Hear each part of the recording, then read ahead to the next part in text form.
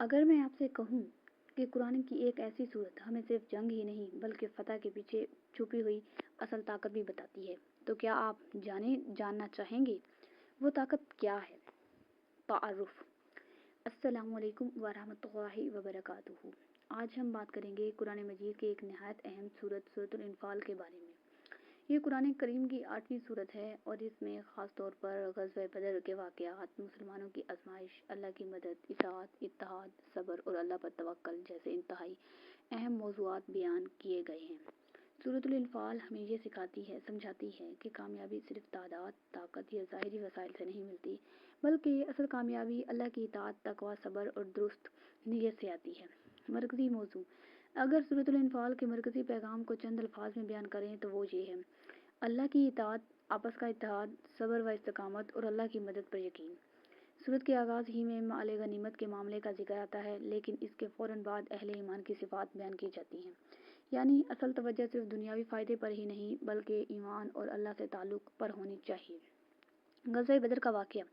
اب آتے ہیں اس سورت کے ایک بڑے تاریخی پس منظر کی طرف۔ غزوہ بدر یہ وہ موقع تھا جب مسلمانوں کو ایک نہایت بہت بڑے امتحان کا سامنا تھا، ایک طرف محدود وسائل اور دوسری طرف ایک طاقتور دشمن۔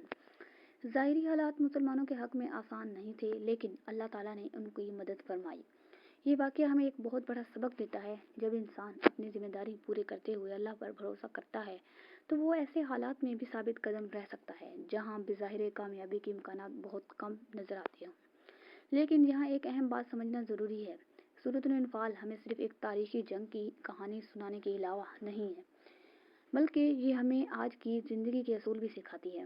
سورت الانفال سے ملنے والے فائدے اور سبق۔ پہلا سبق ہے اللہ کی اطاعت۔ انسان اپنی خواہش کو ہر چیز سے اوپر رکھتے تو مشکلات پیدا ہوتی ہیں، لیکن جب اللہ اور اس کے رسول صلی اللہ علیہ وسلم کی اطاعت کو ترجیح دے دی جائے تو زندگی کا راستہ واضح ہونے لگتا ہے۔ دوسرا سبق یہ ہے اتحاد۔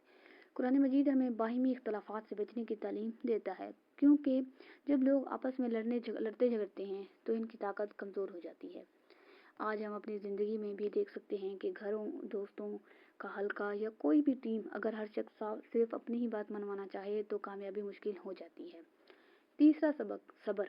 مشکل وقت ہمیشہ آسان نہیں ہوتا، لیکن مشکل وقت میں انسان کا اصل کردار سامنے آتا ہے۔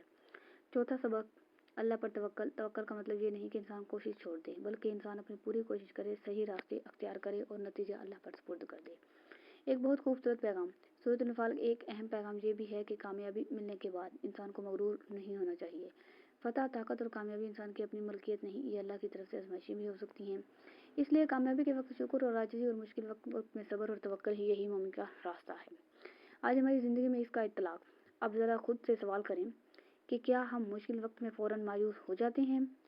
کہ کیا ہم اپنے معمولی اختلافات کی وجہ سے اپنوں سے دور ہو جاتے ہیں؟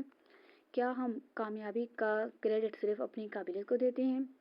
اور کیا ہم کوشش کرنے کے بعد واقعی اللہ پر بھروسہ کرتے ہیں؟ اور سورت الانفال ہمیں دعوت دیتی ہے کہ ہم اپنے ایمان، اپنے رویے اور اپنے تعلقات کا جائزہ لیں، کیونکہ قرآن صرف پڑھنے کی کتاب ہی نہیں، زندگی بدلنے کی کتاب ہے۔ اختتام۔ سورت الانفال کا خلاصہ یہی ہے: ایمان مضبوط رکھیں، اللہ کی اطاعت کریں، آپس میں اتحاد قائم کریں، مشکل وقت میں صبر کریں، پوری کوشش کریں اور پھر اللہ پر توکل کریں۔ غزوہ بدر میں ہمیں یاد دلاتا ہے کہ کبھی کبھی حالات انسان کے حق میں نہیں ہوتے، لیکن اگر اللہ کی مدد شامل ہو تو مشکل راستے بھی آسان ہو سکتے ہیں۔ اب آپ سے میرا سوال ہے: سورت الانفال کو کون سا سبق آپ کی موجودہ زندگی میں سب سے زیادہ اہم ہے؟ صبر، توکل، اطاعت یا اتحاد؟ آپ جواب کمنٹ سیکشن میں ضرور لکھیں، اور اگر آپ چاہتے ہیں قرآن مجید کی سورت اسی انداز میں آسان اور سبق آزمودہ انداز سمجھا جائے تو دوسروں تک بھی ضرور شیئر کریں۔ اللہ تعالیٰ ہمیں قرآن کو سمجھنے، اس پر عمل کرنے اور اسے اپنی زندگی کا حصہ بنانے کی توفیق عطا فرمائے۔ آمین یا رب العالمین۔ اللہ حافظ۔